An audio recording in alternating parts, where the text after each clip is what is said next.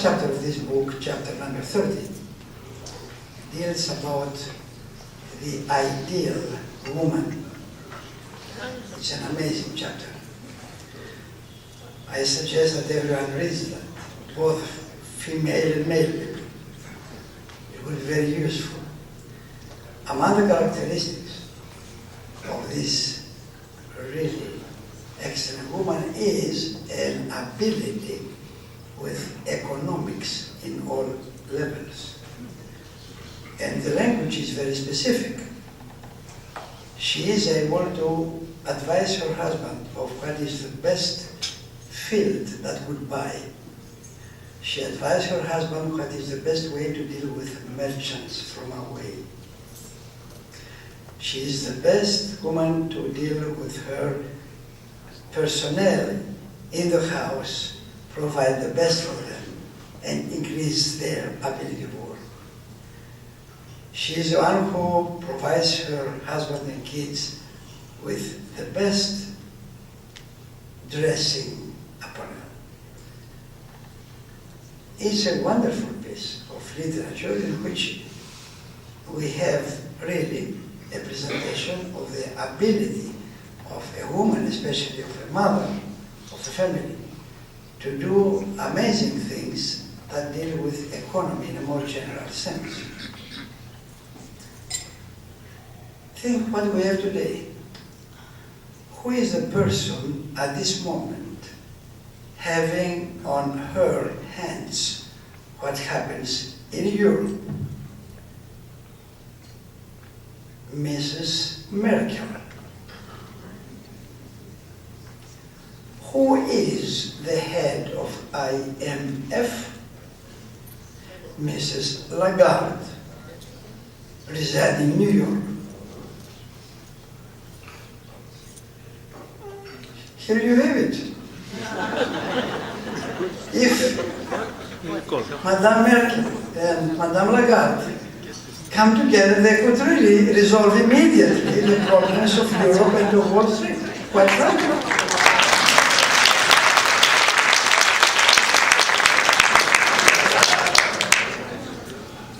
We could go on and on with things like that. We are very thankful to you, Mrs. Nicole Petallides, for presenting to us and for being where you are in the center of Wall Street and the stock market. In the introduction, it was mentioned that her husband, Mr. Petallides, is from Castoria.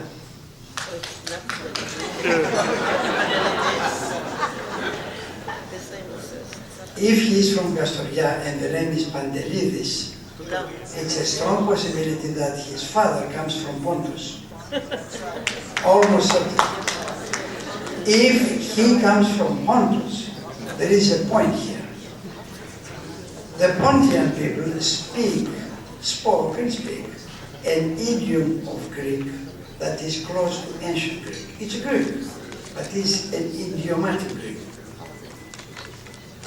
If a Pontian who speaks Greek, like a little bit of our deacon, Panteleimon, or even more Bishop Antonius Fasini, if they go, and they went, we were together, to Pontus, they can communicate with the Turks of Pontus in Pontian Greek.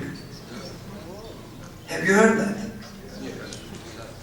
Which means that this Pontian Greek, which is Greek language, has a tremendous ability of surviving even under the worst possible circumstances. You talk about second, third generation Turks of Pontus that speak Pontian Greek.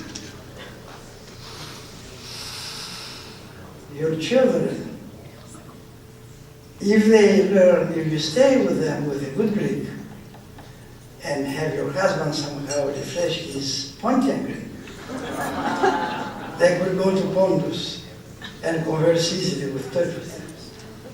That's a point, you can do that. As a side word. Is it something, and I have this question, is it something with the stock market that is some sort of a game. Why I'm saying that?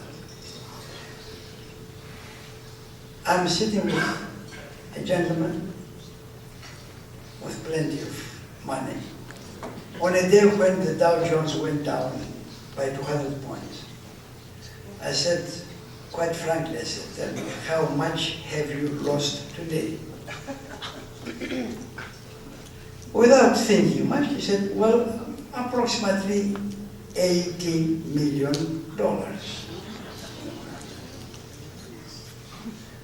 I said, how about giving just $5 million to the church? He said, it's not the same. I said, no, it's not the same. You have 80 million versus 5. No, I don't mean that, he said. Then what do you mean? He said, 5 million to church is a very serious business. Losing 80 million in stock market is nothing, it's a game. Then I thought, Miss Nicole, the standard picture that I've seen sometimes, not with 200 loss, with 400 loss. And everybody is in total anxiety and agony. Look at the clock, 3:45, 3:50, 3:55, 4 o'clock. A group of people on the podium, the well-known podium there, with a cable, they hit the thing, and they start applauding and all smiling. Why are they applauding? And why they have these big smiles? So I asked somebody, can you explain to me this peculiar phenomenon? They say, it's very simple. Have you noticed what happened at the end of a football game, a basketball game, a baseball game? The people applaud anyhow because there is a game. So they applaud for the game, they said. That's a good idea to know. Is it so? Well, yes. And no. Thank you, Your Eminence. Yes and no. Yes to many people who invest in the stock market. They find it to be somewhat of a game. And there's a rush, and there's a plan, and there's a adrenaline, and there's a bet, and there's a good bet, and there's a bad bet, and then there's the game tomorrow. So you win some, you lose some, and it's somewhat, I don't want to use the word addiction because that's not the right word, but there's certainly something that keeps me going back every day. I think it's exciting, and I love to watch the market move one way or another, though I don't have 18 million bet each day. That's part of it. So there are plenty of people who get in and get out and buy low and sell high, and they wait for 3:45 sometimes for those market on close orders to see what's moving. So yeah, there's a lot of people that they do it in airlines sometimes, or some of the internet stocks. You'll see which stocks they're getting in and out of. As far as the closing bell in particular, the smiles, you're right, they are always smiling. The people that are ringing the closing bell often are not trading at all, and they're just happy to be there.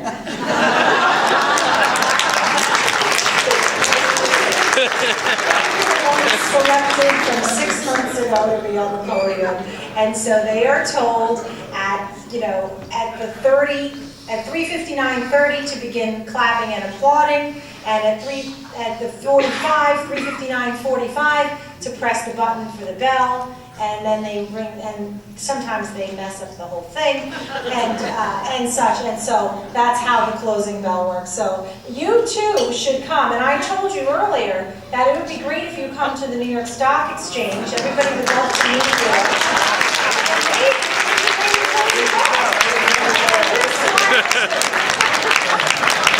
I cannot compete with the celebrities that visit, and I don't have a song to. Feliz Navidad. But I could have something of a good prayer, and if I may ask for something beyond the pleasure and the joy of having you and having this very nice and informative and wonderful presentation. She has a very difficult job. If you are in any profession involving responsible usage of language, you are in a very difficult profession, no matter how composed you look, how smiling you are. It's a difficult task, especially if you are in a field like the field of economics. So I would suggest, as a offering beyond the recognition that we offer today to Mrs. Nicole Petallides, to just keep her in our prayers. You never know what could happen there. You never know what she could do with reporting the news. You don't know what could happen. Sometimes, you know, things happen, everyone said, goodness, why did this happen? Because someone said something. Sometimes Mr. Bernanke starts coughing and say, goodness, be ready for some change here. Just by coughing, have someone like Bernanke. Here is someone who is on a daily basis. So I will keep you in my prayers because you are doing something very responsible and you are an honor for the community to be there, representing Hellenism and Orthodoxy, and see you later, maybe.